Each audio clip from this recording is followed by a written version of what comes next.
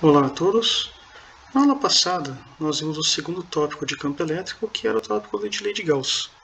Vimos a definição da lei, a conexão do fluxo elétrico com a carga líquida englobada pelaquela superfície gaussiana, que nós havíamos comentado, que é uma superfície hipotética, fechada, onde nós temos todo o conhecimento do que acontece dentro e fora dela, e que a gente usa essa superfície mediante o tipo de simetria que o problema oferece.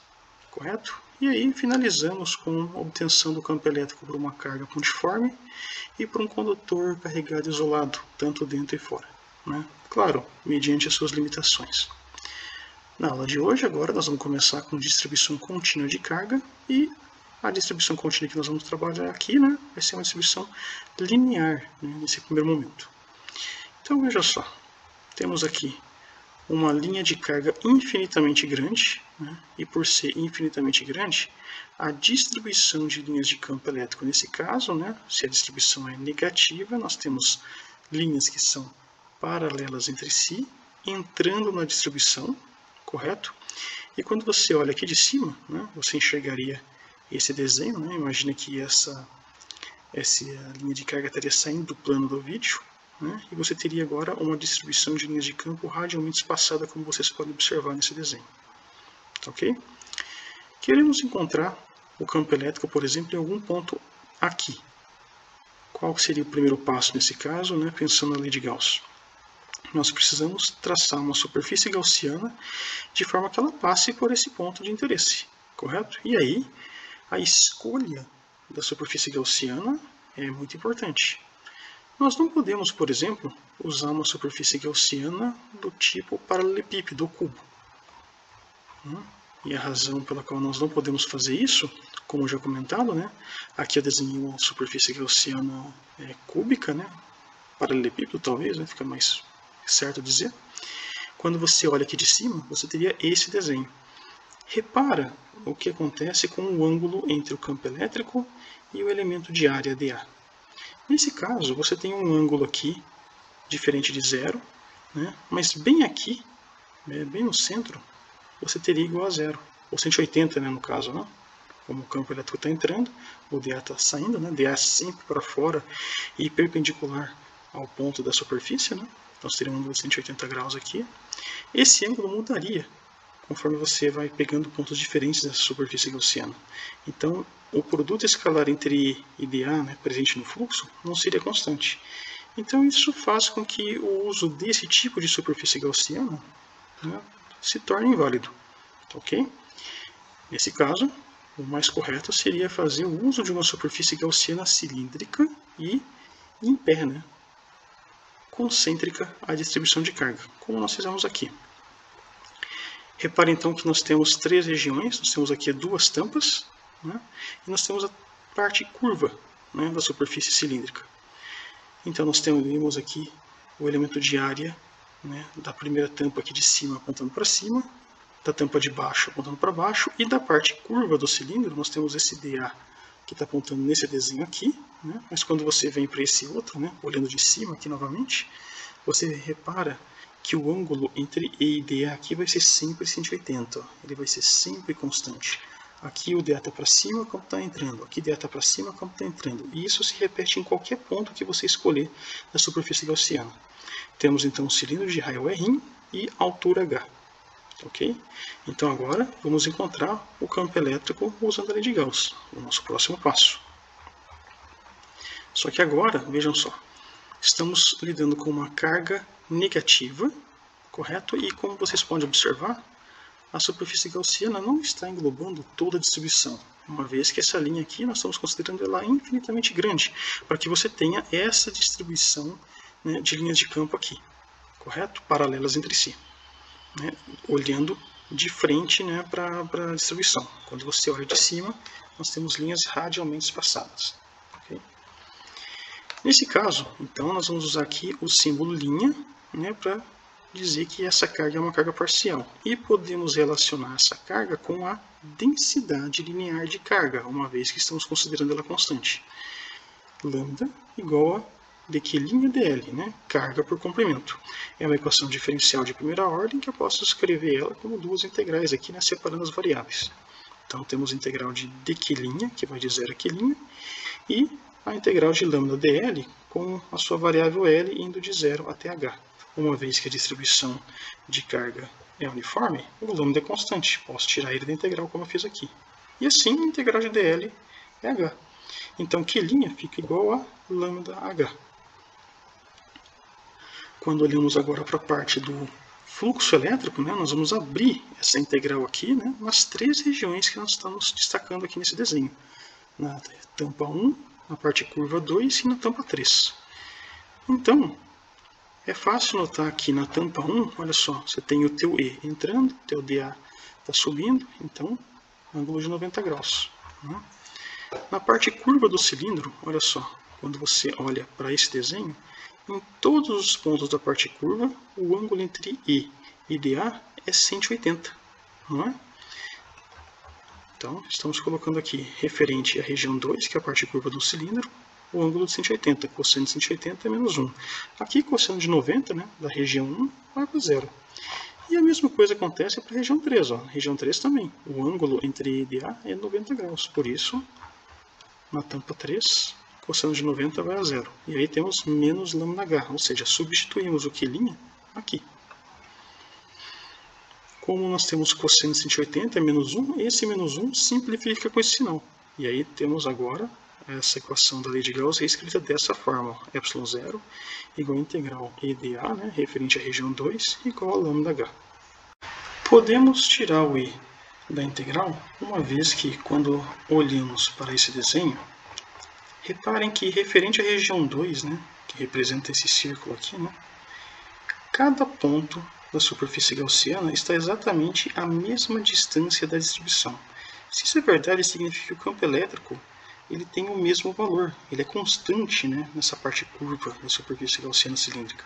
E por essa razão, se ele é constante na região 2, significa que podemos tirar ele da integral. E assim, aquela equação fica reescrita dessa forma. Agora, a integral de dA, né, referente à região 2, que é a parte curva do cilindro, é a própria área referente a essa parte curva, que nada mais é que 2π RH. Né? O comprimento do círculo vezes a altura te dá a área, né, da parte curva do cilindro. Esse H simplifica com esse H e podemos isolar o E. E assim escrever o campo elétrico, né, para uma linha de carga, né, infinitamente grande, né, de densidade de carga lambda, escrita assim. Lambda sobre 2π ε0r. Uma vez que temos a função do campo, né, por R, podemos encontrar o gráfico, como o campo elétrico varia com o raio, ou seja, com a distância entre a distribuição de carga e um determinado ponto de interesse. Né? Em R igual a 0, nós temos uma divergência, e depois que conforme o R cresce, o campo vai diminuindo. Por isso nós temos aqui no início uma divergência, né? Essa linha não encontra com o eixo, né?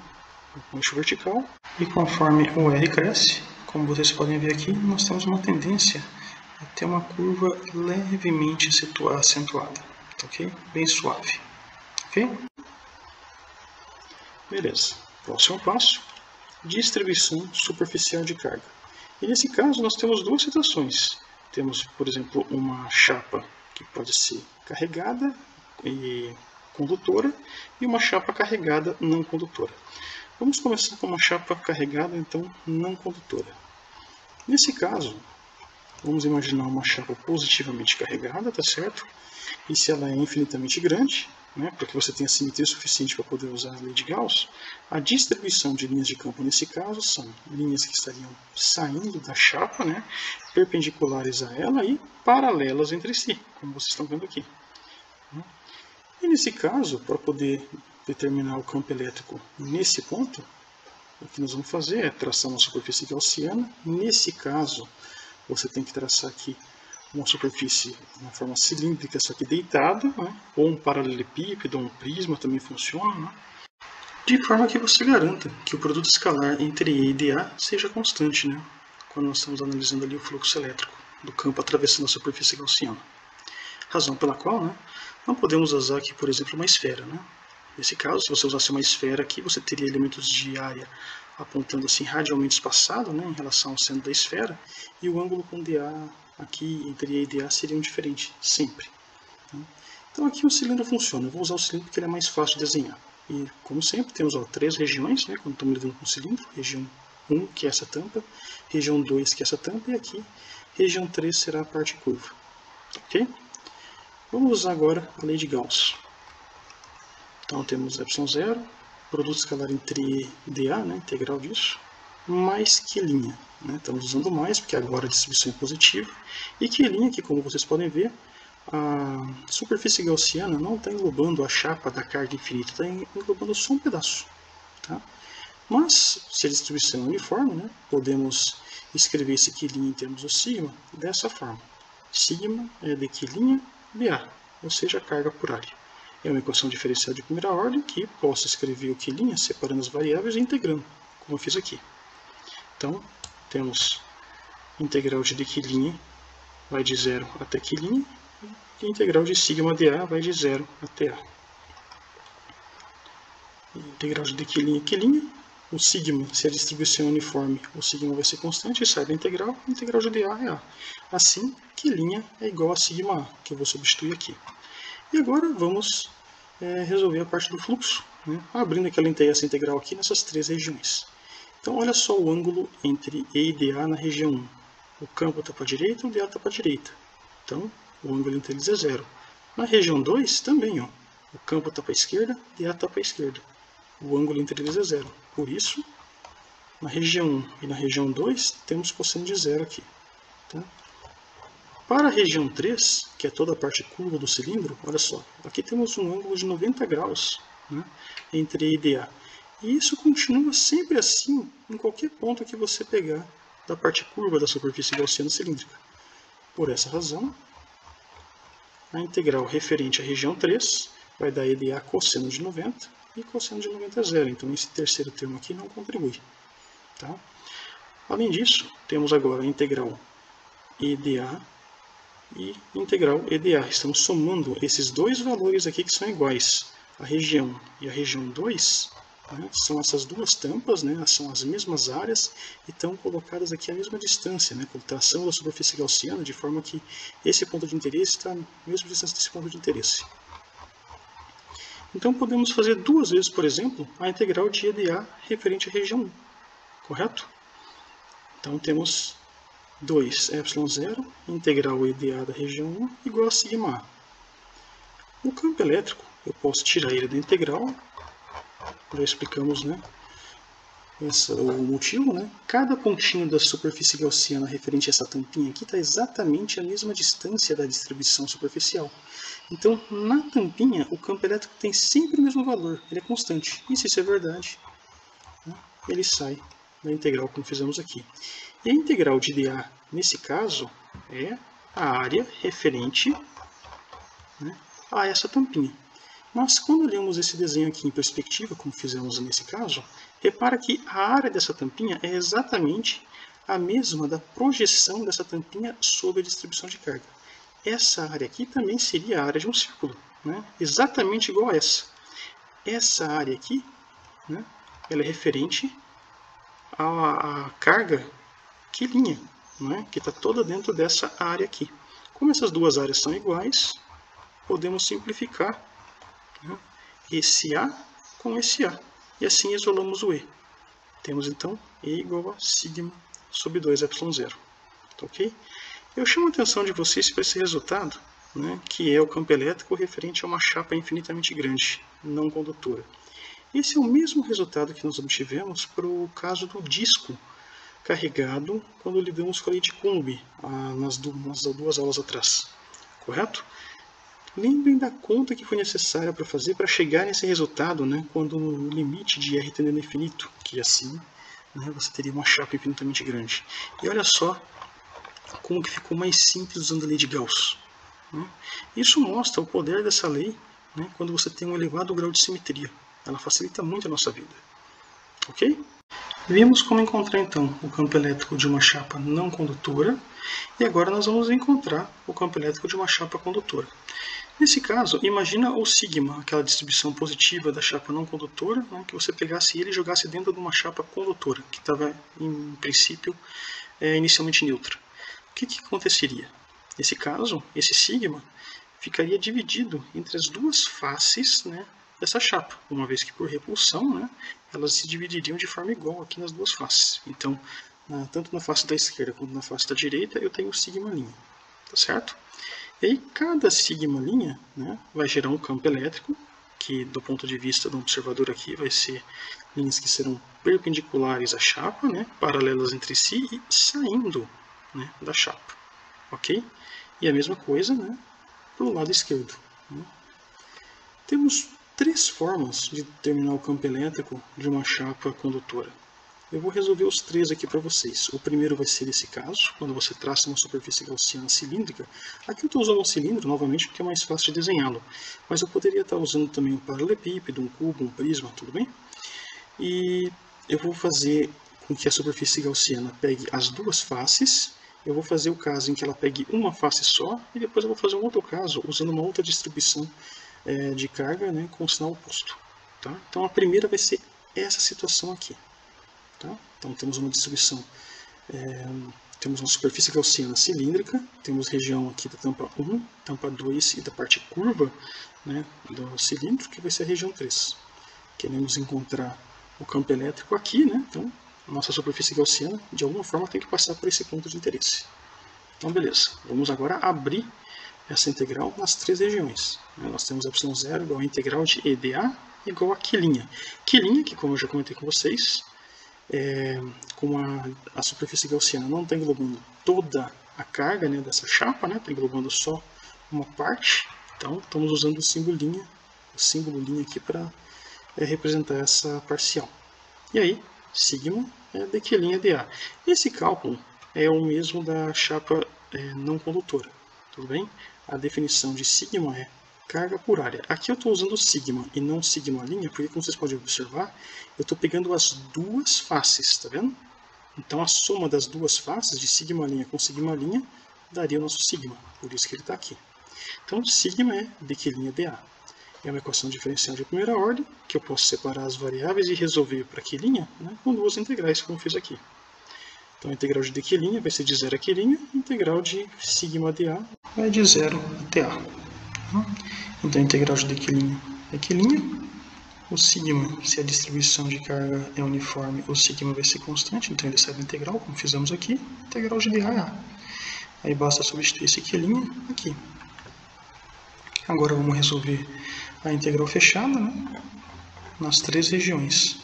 Mas primeiro veja bem, na região 1 nós temos o E' proveniente de sigma linha, ele aponta para a direita assim como o dA, então o ângulo entre eles é 0. A mesma coisa para a região 2. Né? Esse E' proveniente de sigma linha está apontando para a esquerda, assim como o dA, então o ângulo entre eles é 0. Por isso, temos aqui ε0, integral da região 1, e linha dA, cosseno de 0. E a mesma coisa para a região 2, cosseno de 0. Para a região 3, né, o campo está na horizontal, apontando aqui para a direita, e nós temos o dA nesse ponto apontando aqui para cima. Né? Seríamos um ângulo de 90 graus. Só que esse ângulo ele se repete em qualquer ponto que você pegar da parte curva da superfície gaussiana cilíndrica. Então, para a região 3, temos E' e dA cosseno de 90. Esse termo então não contribui. Como a integral de E' dA é a mesma para a região 2, né, podemos somar 2 vezes, por exemplo, a integral referente à região 1. E assim, temos 2ε0, integral da região 1 e linha dA igual a sigma A. Né? Sigma A estava aqui quando eu substituí o Q' aqui dentro. Tá? Bom, podemos tirar o I' da integral, né? Já explicamos isso antes, mas vale a pena reforçar. Cada ponto da tampinha está exatamente a mesma distância, né, da distribuição. Então, na tampinha, o campo tem sempre o mesmo valor, é constante, e se isso é verdade, ele sai da integral, como fizemos aqui. E a integral de dA referente à região 1 seria a área do círculo, né, dessa tampinha. Vale lembrar que essa tampinha tem uma projeção aqui na distribuição de carga, né, com uma área circular também. Ok? Então, a integral de dA referente à região 1 vai ser A, que é o mesmo A, né, que você tinha quando estava escrevendo a expressão de Q' em termos do sigma. Por essa razão, esse A pode simplificar com esse A. E também vale a pena mencionar que eu estou deixando o A aqui de forma geral, assim, e não estou colocando a área do círculo, porque nós podíamos, por exemplo, ter usado um paralelepípedo, poderíamos ter usado um prisma, né, um cubo. Né? E nesse caso, quando você pode usar superfícies gaussianas de formas diferentes, você pode deixar o A geral aqui. Tá certo? Porque essa área que você vai fazer aqui sempre vai simplificar com essa, uma vez que não faz diferença, né? Se isso aqui é um cilindro ou se for um paralelepípedo. Se for um paralelepípedo, né? Lembrando que isso aqui seria a área de um quadrado e teria uma projeção quadrada aqui também. Né? As áreas se simplificariam aqui na lei de Gauss. Tá ok? Bom, sabemos relacionar o E' com o E dessa forma e o sigma', né, com o sigma dessa forma. E' é a metade do que seria o E proveniente de um único sigma. Então, E' é E sobre 2. Substituindo aqui, você tem 2E' é E, então isola o E nessa expressão para encontrar, olha lá, E igual a sigma sobre ε0. Tá certo? Então, esse aqui é o campo de uma chapa condutora infinitamente grande e carregada. Tá ok? Então, essa aqui foi a primeira forma. A segunda forma, agora nós vamos usar a superfície gaussiana não englobando as duas faces da chapa. Vamos usar ela só englobando a primeira. E nesse caso, a carga parcial englobada, né, por essa superfície gaussiana, eu não vou chamar ela de Q', como eu fiz aqui no primeiro caso, né, que englobava as duas faces. Eu vou chamar isso aqui de Q duas linhas, tá? Para diferenciar, vamos dizer assim, né, do primeiro caso. Tá ok? E agora, né, só estamos levando em consideração o sigma'. Então, como podemos ver aqui, na lei de Gauss nós teremos ε0 igual a integral de E dA igual a Q duas linhas. E o Q duas linhas nós podemos representar através da densidade de carga, né, que agora no caso vai ser o sigma' dessa forma. Sigma' igual a dQ, duas linhas dA, né, carga por área. Novamente, é uma equação diferencial de primeira ordem, que eu posso resolver para Q', né, separando as variáveis e integrando. Então agora eu tenho integral de dQ duas linhas, de 0 a Q duas linhas, sigma' dA, integral, né, de 0 até A.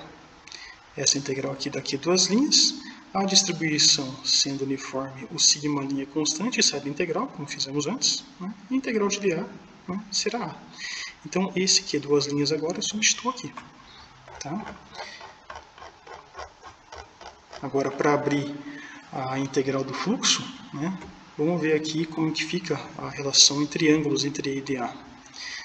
Temos aqui então essa região dessa tampinha. Repare que aqui seria o ângulo entre E e dA, seria 0. Nessa tampa, nós estamos dentro do condutor. Nós já vimos, né, desde a aula passada, que dentro do condutor o campo é 0. Então aqui não há contribuição. Então você só vai ter agora, olha só, que vai resolver a integral referente a essa tampa, porque nessa tampinha aqui, desculpa, nessa parte curva do cilindro, o ângulo entre E e dA vai ser 90 graus. Então você só tem fluxo passando pela tampinha da direita, né, que eu chamo de região 1. Então olha lá, para a região 1 você tem E' dA cosseno de 0, você não tem campo na segunda tampinha, né, e na parte curva, que é a região 3, é cosseno de 90. Ok? Substituir o sigma' A aqui, está aqui. Então agora nós temos essa integral reescrita assim. ε0 igual a integral apenas da região 1 e dA igual a sigma' A. Novamente, o E' sairá da integral, né, porque cada ponto aqui dessa tampinha está exatamente a mesma distância da distribuição sigma', então em todos os pontos da tampinha o campo E' é constante, né, tem sempre o mesmo valor, e se isso é verdade, podemos tirar o E' da integral, né, como fizemos aqui. E a integral de dA referente à região 1, né, eu estou chamando de A, que é nada mais do que a área dessa tampa. E aqui vale a mesma análise que fizemos antes. Né? Essa tampinha tem uma projeção aqui na distribuição de carga, né, com a mesma área. Então, essa área que está presente aqui, ó, na Q duas linhas. Tá ok? Razão pela qual podemos simplificar essa área com essa área aqui. Certo? Agora temos uma equação escrita em termos de E' e sigma'. Sabemos como relacionar o E' com o E e o sigma linha com sigma, basta substituir esses dois termos nessa equação, e assim você tem ε0e sobre 2 igual a sigma sobre 2, 2 simplifica com 2 e isolo E. E igual a sigma sobre ε0. Então reparem, esse é o mesmo resultado que nós havíamos encontrado no primeiro caso, onde a superfície gaussiana estava englobando, né, as duas faces. Como o ponto de interesse é aqui, é natural que o resultado que você encontre seja o mesmo, né, quando você traçou a superfície gaussiana de forma que ela passasse aqui também. Beleza? Para a terceira forma, como eu mencionei antes, eu vou usar uma outra chapa, né, com uma distribuição de carga de mesmo módulo, mas sinal oposto, como fizemos aqui. E aí, por atração eletrostática, né, na chapa positiva você vai ter as cargas concentradas nessa face e para a negativa nessa face. Né? E aí temos o campo elétrico estabelecido, indo da chapa positiva para a negativa, né? Linhas que são paralelas entre si e perpendiculares às chapas. Tá, ok? Então, queremos o campo nesse ponto, vamos traçar uma superfície gaussiana, que passe por esse ponto, né? E eu estou usando aqui a cilíndrica. Tá, ok? Temos região 1, 2 e 3. Né? Como vocês podem ver, aqui nós temos a tampa 2 dentro do condutor, então aqui não tem fluxo. Né? Na tampa 1 você tem fluxo, na parte curva do cilindro você não terá, né? Uma vez que o ângulo entre I e DA vai ser 90 graus. Então só temos fluxo na tampinha 1. Então, ε0 integral de EDA igual a Q'. Q', porque como vocês podem observar, a superfície gaussiana não está englobando a carga total dessa chapa, está englobando só um pedaço. Então, estamos simbolizando esse pedaço nessa carga parcial com o símbolo linha. Podemos relacionar com o sigma dessa forma. Sigma igual a dQ' sobre dA, né? Carga por área, como fizemos antes. Tá, ok? Então, eu vou resolver para Q', né, separando as variáveis e integrando os dois lados. Então, a integral de dQ' vai de 0 a Q', e a integral de sigma dA vai de 0 a TA. Resolvendo para dQ', você tem aqui, ó, Q', assim. Se a distribuição aqui é uniforme, né, o sigma é constante, sai da integral, a integral de dA é A. Então, Q', vou substituir aqui, vai ser sigma A. Como vimos ali, né, abrindo agora essa integral para o fluxo, né, você só tem fluxo na região 1, que é referente a essa tampinha aqui, uma vez que o teu dA e teu campo, os dois estão apontando para a direita, né, são paralelos, então o ângulo é 0. Temos aí cosseno de 0. Na tampa 2, né, que é referente à região 2, aquela superfície gaussiana não tem campo. E na região 3, que é a parte curva do cilindro, o ângulo está 90 graus. Né? Então só esse termo aqui contribui. Né? E tem aqui o sigma A que substituímos lá. Agora, essa equação é reescrita assim, ε0 integral da região EDA igual a sigma A. Novamente, eu posso tirar o I da integral, né? Já que cada ponto aqui dessa tampinha está exatamente a mesma distância da distribuição, né? E nós estamos lidando agora com o I geral, né? O I total, devido ao sigma total. Então, esse é da integral, integral de dA é A. Né? E é o mesmo A que você tinha aqui, né? Referente à carga na superfície. Daquela mesma forma que eu tinha mostrado para vocês quando eu tinha o desenho ali em perspectiva. Né? A projeção da tampinha na distribuição é igual, então, esse A simplifica com esse A e eu isolo E. E é igual a sigma sobre ε0. Tá, ok? Então esse aqui, ó, é o mesmo resultado que nós encontramos, né, para os outros dois casos, né, para as outras duas formas de encontrar o campo elétrico de uma chapa condutora. Vale mencionar que esse resultado aqui ele é o dobro, né, do caso de uma chapa não condutora, e isso pode ser mais fácil entendido quando você olha nesse desenho.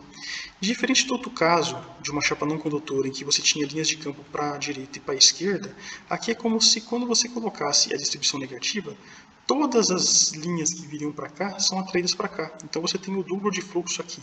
Por isso que esse resultado aqui é 2 vezes maior, né, do que de uma chapa não condutora. Tá, ok? Bom, agora vamos para uma distribuição volumétrica uniforme de carga. Tá certo?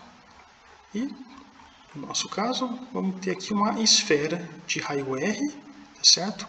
E você quer encontrar o campo elétrico tanto dentro da esfera quanto fora dela, tá certo? E nesse caso, precisamos traçar superfícies gaussianas, né, dentro da esfera e fora dela. tá ok? Como fizemos aqui. E, como nós estamos usando como uma esfera, a superfície gaussiana nesse caso não tem outro jeito, tem que ser uma esfera. Então nós temos aqui, ó, esse errinho para a superfície gaussiana interna e esse errinho para a superfície gaussiana externa. Vamos estudar então os dois casos, errinho maior que errão e errinho menor que errão. Então o primeiro caso é esse, errinho maior que errão. Nesse caso, pessoal, a superfície gaussiana está englobando toda a carga da esfera. Então aqui o Q ele é total. E vamos considerar essa carga positiva, como fizemos aqui. Temos ε0, integral de escalar dA, mais Q. Reparem que o ângulo entre E e dA em todos os pontos aqui da superfície gaussiana esférica será sempre zero. O teu dA aponta para cá, nesse caso ele aponta para cá, aqui ele aponta para cá, então reparem que o ângulo é sempre constante. Então podemos sair da notação vetorial aqui e escrever dessa forma, cosseno de 0 é 1, né? E temos agora ε0 integral de EdA igual a Q. O E sai da integral, porque cada pontinho aqui da superfície gaussiana esférica está exatamente a mesma distância da distribuição. Então, na superfície gaussiana, o E é constante, e se isso é verdade, né, ele sai aqui da integral, como fizemos antes. E agora temos que calcular a integral fechada de dA, que, como já mencionado, a integral fechada de dA, né, usando a lei de Gauss na fórmula integral como temos trabalhado, é sempre a área da superfície gaussiana, ou seja, 4π r², não é? Que está aqui, ó, uma superfície gaussiana esférica de raio r. E aí temos ε0e 4π r² igual a Q. Isola esse E e olha só o resultado que nós encontramos aqui. Essa equação é a mesma para o campo elétrico de uma carga pontiforme. Então reparem que nós provamos aquele teorema das esferas que eu comentei com vocês na primeira aula e que falei que nós íamos provar mais para frente, né? Se temos uma esfera aqui e vocês querem encontrar o campo aqui, nós podemos considerar que toda essa distribuição de carga aqui esteja concentrada aqui no centro. Estão vendo? Como se fosse uma carga pontiforme. Certo? Então, pessoal, agora vamos calcular o caso R menor que errão, né? Ou seja, nesse ponto. Nesse caso, reparem que você não está englobando toda a carga da esfera. Você está englobando só um pedaço, só esse pedaço que está dentro da superfície gaussiana, não é? Razão pela qual eu estou usando o símbolo linha aqui, ó. Estão vendo? Então agora nós temos que escrever esse aqui, linha, em termos da carga total. Como a distribuição, né, foi dito aqui para vocês, ó, uma distribuição volumétrica de carga uniforme, isso significa que qualquer razão entre carga e volume dentro dessa esfera vai ter sempre o mesmo valor. Isso significa, né, que o ρ, que é proveniente da carga total pelo volume total, vai ser igual ao ρ com a linha, que é a carga total dividido pelo... A carga total não, desculpa, a carga parcial dentro da superfície gaussiana dividido pelo volume, né, dentro da superfície gaussiana. Então, ρ é Q sobre o volume total, e o ρ com a linha vai ser Q' sobre o volume, né, englobado pela superfície gaussiana. O volume da esfera é 4/3 de π r². Para o ρ total é rão, para o ρ com a linha é r. O 4/3 π simplifica com 4/3 π e isola o Q'. E assim, olha lá, Q' é igual a Q vezes r² sobre r². Vamos substituir esse Q' agora aqui. Né? O ângulo, se a carga é positiva, continua sendo zero. Não é? Então, cosseno de 0 é 1. Substituir meu Q' aqui. Agora eu tenho essa equação escrita assim, né? Igual a Q r³ sobre r². O E sai da integral pela mesma forma que nós lidamos antes, né? Cada ponto da superfície gaussiana, né, está concêntrica, né, ao centro. Então, na superfície gaussiana, o campo elétrico assume sempre o mesmo valor. Né? E se isso é verdade, podemos tirar, né, esse I da integral, como fizemos aqui. Né? E integral de dA é a própria área da superfície gaussiana, 4π r², já que r é o raio da superfície gaussiana, nesse caso agora r menor que r. Então esse r² eu simplifico com esse r², né, e isolo E. Assim, a expressão para o campo elétrico agora para a parte interna da esfera, né, com distribuição uniforme de carga é escrita dessa forma, 1,4πε0 Q R sobre R ao cubo. Como temos a equação para o campo elétrico, né, com seu comportamento tanto dentro quanto fora da esfera, podemos traçar, né, o gráfico. Lembre que para a parte interna, o primeiro ponto do gráfico é lá no centro da esfera, quando R é igual a 0 e é igual a 0. Então está aqui o primeiro ponto do gráfico. Quando o R cresce, o E também cresce. E cresce como? Olha só, linearmente. Então, temos um comportamento linear, né, para o campo elétrico, até um ponto em que essa equação aqui deixa de ser válida. Que ponto que é esse? Quando R é igual a R1. A partir desse ponto, essa equação deixa de ser válida, e nesse caso, né, é válida essa daqui, que era a expressão que nós tínhamos encontrado para R maior que R1, né, que é igual da carga pontiforme. E olha só, conforme o R cresce, o campo diminui. E diminui como? Com o inverso do quadrado da distância. Razão pela qual, olha só, nós temos uma curva acentuada dessa forma aqui. Ó. Beleza? Bem no ponto, quando R é igual a R1, você tem o campo máximo, como vocês podem ver nesse gráfico. E nesse ponto, as duas equações funcionam. Basta você fazer agora aqui, ó, R igual a R1, esse R1 simplificaria com esse R1 ao cubo, ficaria 1,4πε0 Q sobre R1 quadrado. E se você substituir por R igual a R1 aqui, né, também 1,4πε0 Q sobre R1 quadrado, tá vendo?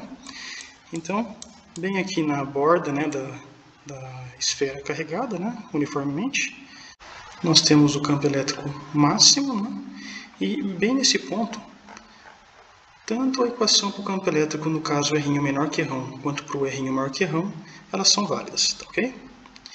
Bom, agora vamos fazer um caso mais honesto. Né? Ao invés de uma distribuição volumétrica uniforme, vamos trabalhar com uma distribuição volumétrica de carga não uniforme, tá certo? E agora, nesse caso, nós vamos usar um cilindro de raio R, tá? Bem comprido, e a densidade de carga pode ser, mediante algumas restrições, né, com uma simetria radial, a função que quisermos, tá ok? E para o nosso problema aqui, vamos escolher uma função para o ρ variando dessa forma, com seno de βr. Então temos aí simetria radial, como eu comentei com vocês. Queremos determinar então o campo elétrico tanto dentro e fora do cilindro, para que seja possível traçar o comportamento, né, desse campo, né, através de um gráfico, tá certo? Que nem nós fizemos no caso anterior. Então, precisamos traçar superfícies gaussianas, né, nas regiões de interesse. Então, estou traçando uma superfície gaussiana cilíndrica aqui de raio R, quando R é menor que R1, e uma externa aqui, ó, também um cilindro de raio R, né, maior que R1. Né? Tanto uma quanto a outra, concêntrica à nossa distribuição de carga. Tá certo? Olhando agora essa figura aqui de pé, temos esse desenho. Temos aqui então, como vocês podem ver, a superfície gaussiana interna, e essa aqui é a externa, tá? De raio R aqui, ó, R menor que R1, e aqui R maior que R1, tá certo? E temos as três regiões, como sempre, ó, região que são as tampas de cima, que eu vou chamar de região 1, as tampas de baixo 2, e a parte curva do cilindro eu vou chamar de região 3. Tá? E aqui está a altura da superfície gaussiana cilíndrica, que eu estou chamando de H. Tá certo? Então, vamos começar com o caso R menor que R1. No caso R menor que R1, como vocês estão vendo aqui, eu estou pegando uma carga parcial, uma parte só da carga, né, dentro do cilindro aqui. Tá certo? E além disso, né, o nosso cilindro tem uma altura H, né, você não está pegando todo o cilindro, razão pela qual estamos usando o símbolo duas linhas, né, para essa carga parcial, que vocês viram ali na equação da lei de Gauss, na equação anterior. Queremos determinar quem que é esse Q duas linhas, então eu vou usar a forma mais fundamental da densidade volumétrica de carga, ρ é igual a dq duas linhas dv, né? Ou seja, carga por volume. É uma equação diferencial de primeira ordem que eu posso resolver para Q duas linhas, né? Separando as variáveis e integrando os dois lados. Então temos aqui as duas integrais, dq duas linhas a variação vai de 0 até Q duas linhas, e integral de dq duas linhas é Q duas linhas, como está aqui. Substitui agora a função, né? Rho de R, né, que é seno de βr, né? O beta, lembrando, é uma constante qualquer, tá certo? E temos agora essa integral para resolver. E se vocês repararem bem, temos um problema. Temos duas variáveis dentro do integrando. E nós não queremos isso, né? Temos a variável R e nossa variável de integração V. Felizmente, é fácil relacionar essas duas variáveis, né? Uma vez que sabemos escrever o volume do cilindro em termos do raio. Ou seja, V igual a πr² H, né? Base, né? Área da base vezes a altura. Tem um dv aqui, precisa aparecer um dv aqui, então a gente deriva essa equação. dv igual a 2πr h dr. Vamos substituir esse dv aqui, e assim a integral fica seno de beta r, 2π hr dr. Tá ok? Bom, 2πh são constantes, posso tirar a integral, como fizemos aqui. E agora, olha só, temos o integrando escrito em termos de uma única variável, que é no caso a variável r, e assim os limites de integração vão de 0 até r, já que nós estamos ainda limitados, né, na região interna do cilindro. Tá certo? E para resolver essa integral, não é difícil. Podemos fazer integração por partes. Então aqui eu vou fazer o seguinte, vou chamar de u o meu r, né, ou seja, então du vai ser dr, e o meu dv vai ser seno de beta r dr. Tá certo? Porque daí, integral desse cara aqui vai ser v igual a menos cosseno de beta r sobre beta. Né? E aquela coisa, né? Integral de u dv é igual a v menos a integral de v du. Assim, o nosso Q duas linhas é 2πh vezes esse termo entre colchetes, que é resultado da integração por partes. Assim, o v é r vezes menos cosseno de beta r sobre beta, que está aqui, né? Com os limites de 0 até r, menos a integral de v du, onde v é menos cosseno de beta r sobre beta, que está aqui, vezes du, que está aqui, ó, dr. Tá certo? Com os limites de integração também de 0 até r. Substituindo esses limites, né, aqui dentro, você tem para o r cosseno de beta r vezes r sobre beta, menos, quando eu substituir o 0, zerou esse termo. Então ficou, olha só o menos cosseno de beta r vezes r sobre beta. Tá ok? Agora temos que resolver essa integração aqui. Menos com menos fica mais, esse beta sai da integral, e a integral de cosseno de beta r é seno de beta r sobre beta, que está aqui, né, com os limites de integração indo de 0 a r. Beta vezes beta dá beta ao quadrado, né, e substituindo os limites de integração, você vai ter seno de beta r sobre beta, e quando eu substituir o 0 aqui, vai zerar esse termo. Por isso ficou seno de beta r sobre beta ao quadrado, que eu já coloquei aqui, que está positivo, e deixei esse termo negativo desse lado. Tá certo? Bom, agora temos essa equação aqui. Posso deixar o beta ao quadrado em evidência, como fizemos aqui, e assim a equação para o Q duas linhas é escrita dessa forma. 2πh sobre beta ao quadrado vezes seno de beta r menos r beta cosseno de beta r. Tá ok? Então está aqui o nosso Q, duas linhas, que eu vou substituir agora na lei de Gauss. E agora vamos abrir essa integral aqui, né, nas três regiões, região 1, 2 e 3. Lembrando que as linhas de campo, né, dessa distribuição são linhas que serão perpendiculares, né, ao cilindro, paralelas entre si quando você olha de frente, e quando você olha de cima, ela tem uma distribuição radialmente espaçada. Assim, as linhas de campo passam paralela às tampas, então ela não atravessa as tampas, razão pela qual você não terá fluxo nas tampas, mas terá fluxo na parte curva do cilindro. Então, o fluxo referente à região 1 e 2 será zero, porque o cosseno vai ser 90. As linhas de campo vão estar na horizontal nesse desenho, e o teu dA estará na vertical. Então, como vocês podem ver, ó, na região 1, EDA cosseno de 90, e na região 2 também, EDA cosseno de 90. Mas, na parte curva, você terá o ângulo entre E e DA igual a zero. E isso em todos os pontos da parte curva do cilindro. Não é? Essa análise é parecida com aquela análise que nós fizemos para a distribuição linear. Tá ok? É igualzinho. Então aqui, ó, na região 3, que é para a parte curva, EDA cosseno de zero. E é zero em todos os pontos aqui, tá, da parte curva do cilindro. Então, essa equação aqui, substituindo Q duas linhas que nós havíamos encontrado aqui em cima, né, na lei de Gauss, que nem eu coloquei aqui, ó, 2πh beta ao quadrado, né, seno de beta r, menos r beta cosseno de beta r. Vamos reescrever essa equação, né, levando em consideração somente o termo que é válido. ε0, integral da região 3 EDA, igual a esse termo ligado à carga elétrica, né, carga 2, que é aqui duas linhas. E eu posso tirar o E da integral nesse caso também, porque embora a nossa distribuição seja não uniforme, ela tem simetria radial. Isso significa que a densidade de carga vai variar em todas as direções, como vocês estão vendo aqui, da mesma forma.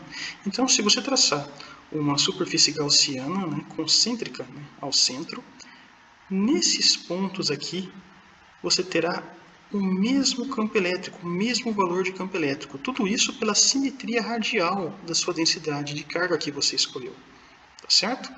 Então, na superfície gaussiana, da parte curva aqui do cilindro, vai ter sempre o mesmo valor. E aí, nesse caso, o E pode sair da integral. Como fizemos aqui. E a integral de dA, né, será a própria área da parte curva do cilindro, ou seja, 2πrh. Então, esse 2π corta com esse 2π, esse h simplifica com esse h. E, isolando o E, eu posso escrever, olha só, a função para o campo elétrico, né, no caso R menor que R, ou seja, para a parte interna do nosso cilindro, dessa forma. E de R igual a 1 sobre beta ao quadrado ε0, vezes seno de beta R sobre R, menos beta cosseno de beta R. Tá ok? Então, temos aí a primeira informação que precisamos para traçar nosso gráfico. O campo elétrico nessa limitação aqui, R menor que R. Vamos fazer agora o caso R maior que R. E vamos usar para carga parcial o símbolo aqui Q'. Ele vai ser diferente do que duas linhas. Que agora, embora nosso R seja maior que R, né, que sugeriria que você estaria englobando toda a carga, lembre-se que essa altura aqui, né, não é suficiente para englobar todo o cilindro ainda, tá certo? Então vamos lá. Para encontrar esse Q', né, vamos usar a forma mais fundamental da densidade de carga, ou seja, ρ igual a dQ' dV. Né, vamos resolver para dQ', né, separando as variáveis e integrando os dois lados. Temos assim a integral de dQ' com os limites de integração de 0 a Q', integral de ρdV. Vamos substituir a função para a densidade volumétrica de carga, né? Seno de beta R aqui. E temos agora o Q', integral de seno de beta R dV. Temos um problema aqui, como vocês podem ver, né? Duas variáveis indo integrando, mas podemos relacionar essas duas variáveis, uma vez que sabemos escrever volume em termos de R, ou seja, o volume do cilindro é πr² vezes h, né? Área da base vezes a altura. Tem um dV aqui, tem que aparecer um dV aqui. Deriva. dV igual a 2πrh dr. Substitui esse dV aqui e temos agora nosso Q' escrito dessa forma. 2πh é constante, né? Então podemos tirar a integral como fizemos aqui. E os limites de integração agora vão apenas de 0 até R1, uma vez que você só tem carga, né, no limite da superfície do teu cilindro. Por isso que aqui os limites de integração são R1. E para resolver essa integral, é a mesma forma, tá, que nós tínhamos feito aqui, que seria a integração por partes. Então, para que o cálculo não fique desnecessariamente grande, eu já estou colocando o resultado do Q', tá certo? Que é o mesmo resultado que você tinha encontrado antes, com a diferença que no lugar do R, agora aqui você tem R1, tá certo? Agora vamos substituir esse Q' aqui na lei de Gauss e abrir essa integral nas três regiões, ok? E aqui também o cálculo permanece da mesma forma muito similar. Você não tem fluxo nas tampas, você só tem na parte curva do cilindro, né? Então, na tampa 1 e na tampa 2, o cosseno é 90, então esse termo não contribui, esse termo não contribui.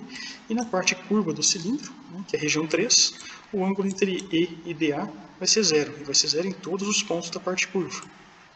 Então, temos agora a integral da região 3, EDA cosseno de 0, que é 1, igual, está aqui a carga linha que nós havíamos escrito aqui em cima.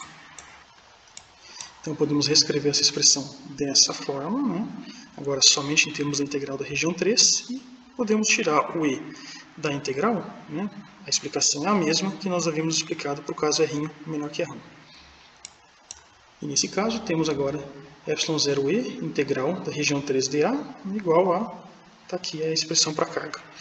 Integral de dA é a área da parte curva do cilindro, ou seja, 2πr1h. Esse 2π simplifica com esse 2π, esse h com esse h. E aí é só isolar o e. E assim temos a função para o campo elétrico quando R1 é maior que R1, escrita dessa forma, ou seja, seno de beta R1 menos R1 beta cosseno de beta R1 sobre beta ao quadrado ε0 R1, né? Onde esse R1 você passou dividindo aqui. Ok? Uma vez que conhecemos o comportamento do campo elétrico tanto dentro quanto fora do cilindro, podemos traçar o gráfico. O primeiro ponto do gráfico é quando R1 é igual a zero. Nesse caso, eu vou usar a expressão que nós tínhamos encontrado para o campo elétrico quando R1 é menor que R1, tá certo? E tomar o limite de R tendendo a zero nesse caso. Se repararem bem, nós temos dois termos aqui, certo? O segundo termo, quando R1 tende a zero, né, esse termo aqui vai a beta. Agora, quando você substitui R1 tendendo a zero aqui, nós temos um problema. Nesse caso, para poder calcular o limite de R tendendo a zero, né, dessa função, seno de beta R sobre R, eu vou fazer uma rápida mudança de variável aqui, chamando U de beta R, assim R igual a U sobre beta, e vou substituir esses dois termos aqui. Assim temos agora limite de U tendendo a zero, né, mudamos a variável do limite, já que mudamos a variável aqui da nossa função, né, seno de U sobre U elevado a beta, e esse beta eu passo para cá. Então temos beta limite de U tendendo a zero, seno de U sobre U. Para encontrar esse limite, há duas formas que eu posso lembrar agora para vocês. A primeira é usando L'Hopital. Mas como essa regra é meio que arroz de festa, vai aparecer nas nossas aulas mais para frente, eu vou usar a segunda forma, que é através do teorema do confronto, que algumas pessoas também conhecem como teorema do sanduíche, tá certo? Nesse caso, você tem assim, seja funções fx, g de x e h de x, tal que fx é menor ou igual a g de x, que é menor ou igual a h de x. Se o limite de x tendendo a a de f de x é igual a limite de x tendendo a de h de x, isso tudo é igual a lambda, então limite de x tendendo a do g de x também é igual a lambda. Ou seja, se o limite de x tendendo a das duas extremidades aqui forem iguais, né, o limite desse cara aqui também tem que ser igual. Tá certo? E para mostrar isso, nós vamos usar aqui o círculo trigonométrico. Imagine um círculo, né, cujo raio seja igual a 1. E eu chamo a atenção para vocês do seguinte. Você tem uma linha aqui, tá certo? Bem comprida. E ela atinge esse limite, essa outra barra aqui que está no limite do teu círculo. Tá ok? Tangente de θ, onde θ é esse ângulo aqui, é cateto oposto, né, por cateto adjacente. O nosso cateto oposto é esse cara. O nosso cateto adjacente é esse aqui, que é 1. Então, o nosso cateto oposto, que é essa barra aqui, é simplesmente tangente de θ. Tá ok? Essa barra é tangente de θ. Olha agora para esse triângulo que está aqui. Esse triângulo que está mais destacado em azul. Seno de θ é cateto oposto por hipotenusa. Então, olha só, a hipotenusa desse triângulo retângulo que vocês estão vendo aqui, ó, tá vendo? Ela é esse raio que é 1, certo? Então, o seno de θ sendo cateto oposto por 1, cateto oposto é simplesmente seno de θ. Então, esse cara aqui é seno de θ, beleza? Eu chamo a atenção de você que nós temos, olha só, 3 áreas diferentes. Você tem essa área maior, tá? Que olha só, é esse meio retângulo que vocês estão vendo aqui, ó, que formaria um retângulo completo se ele viesse até aqui, né? É um triângulo retângulo, tá vendo? Você tem essa área desse triângulo em azul, tá vendo? E você tem essa área, que eu estou destacando aqui, do azul com o vermelho, que seria essa área do semicírculo, tá ok? Que ela é o vermelho com o azul. Bom, a área do triângulo que tem a tangente, né? Você tem esse cara aqui, esse lado aqui tangente, né, vezes 1, né, sobre 2. Você teria a área completa se viesse até aqui. não é? Teria área completa. Mas repare que a área está dividida no meio. Então, essa área em preto aqui, que ela pega essa parte preta, a parte vermelha, a parte azul, né, vai ser tangente vezes 1, né, dividido por 2, que está aqui. Ou seja, eu estou chamando de área que tem a tangente. Então, ATG. Né, tangente vezes 1 dividido por 2. Então, a área que tem a tangente é tangente de θ sobre 2. A área desse triângulo em azul é o quê? Base vezes altura, né, dividido por 2. A base é 1, a altura é seno de θ. Então, a área do triângulo em azul, estou fazendo em azul aqui, estou chamando de ATR, ó, base vezes altura dividido por 2. Então, a área do triângulo é seno de θ sobre 2. Agora, reparem nessa área do semicírculo, né, que compõe essa parte vermelha com azul. Nesse caso, há algumas formas para a gente determinar essa área, tá certo? No caso para o semicírculo, se você tem um círculo completo, nós temos aqui πr², né, para o círculo completo de circunferência 2π. Então, a área do semicírculo seria θ, resolvendo essa regra de 3, isolando aqui a área do semicírculo, você tem θ vezes πr², onde o nosso r é 1, então π1², né, sobre 2π, que está aqui. Esse π simplifica com esse π, 1 ao quadrado é 1, então a área do semicírculo é θ sobre 2. Estão vendo? Uma outra forma seria usar o elemento de área, né, quando você muda para a coordenada polar, que é dA igual a r dr dθ. Tá? Integra dos dois lados, integral de dA, né, que é igual a integral de r' dr', com os limites de integração de 0 até 1, já que o nosso raio vai até 1, né, naquele círculo trigonométrico, né, que nós estamos fazendo aqui. Né? Integral de dθ, com os limites de integração de 0 até θ, onde θ representa, né, o ângulo daquele semicírculo. Então, integral de dA é a nossa área que nós estamos querendo encontrar do semicírculo. Integral de r é r² sobre 2, com os limites de integração de 0 até 1. Integral de dθ é θ. Substituindo os limites de integração aqui, olha só, você tem a área do semicírculo, θ sobre 2. Tá, ok? Uma outra forma seria você, por exemplo, aproximar para um caso limite em que θ é muito pequenininho, você não teria essa curvatura praticamente aqui. Nesse caso, você poderia calcular a área desse triângulo mais ou menos aqui, tá? Mas como nós não estamos nesse limite, essas duas formas então já descrevem bem o que nós queremos encontrar como área do semicírculo. Dessa forma, vale lembrar aqui para esse desenho, olha só, nós temos 3 áreas. Essa área da tangente é a maior de todas, tá vendo? Ela compõe essa parte preta com a parte azul e a parte vermelha, né? A área do semicírculo vem depois e a menor das áreas é a do triângulo, em azul. Por isso que eu estou colocando aqui, ó, a área do triângulo que é menor, está aqui, menor é igual à área do semicírculo, menor é igual à área da tangente. A área da tangente é a maior de todas. E assim, temos as funções. A área, né, do triângulo é seno de θ sobre 2, a área do semicírculo é θ sobre 2, que está aqui, e a área que tem o termo tangente é tangente de θ sobre 2. Ok? Bom, esse 2 simplifica com esse 2 e simplifica com esse 2. E assim temos seno de θ menor ou igual a θ, menor ou igual a tangente de θ. Vamos pegar essa equação aqui e dividir toda ela por seno de θ, como fizemos aqui. Olha só, seno de θ sobre seno de θ é 1. θ sobre seno de θ está aqui. E tangente de θ sobre seno de θ é 1 sobre cosseno de θ. Tá ok? Vamos multiplicar cruzado aqui. Nós teremos agora, ó, 1 maior ou igual a seno de θ sobre θ, maior ou igual a cosseno de θ. Repare que já está aparecendo o termo que queremos. Tá vendo? Antes era seno de U sobre U. Eu estou usando o θ aqui, né, mas vai servir para o nosso caso ali atrás. Tá?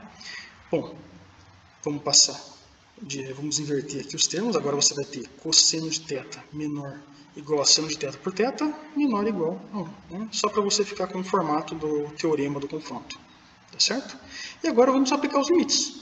Né? Olha só, limite de θ tendendo a 0 no cosseno de θ é 1. Limite de θ tendendo a limite de θ tendendo a 0, né, de 1, também é 1.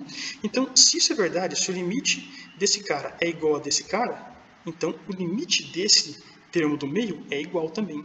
Ou seja, limite de θ tendendo a zero de seno de θ por θ também é igual a 1. Então assim, voltando à nossa limite que nós tínhamos de r tendendo a zero de seno de beta sobre r, onde nós fizemos essa mudança de variável aqui, ficou o limite de u tendendo a zero, né, com o beta isolado aqui, seno de u sobre u. Já que seno de θ sobre θ é igual a 1, isso é a mesma coisa que seno de u sobre u, que também vai ser igual a 1 no limite de u tendendo a zero. Então, esse termo aqui, né, limite de r tendendo a zero, seno de beta r sobre r, é igual a beta.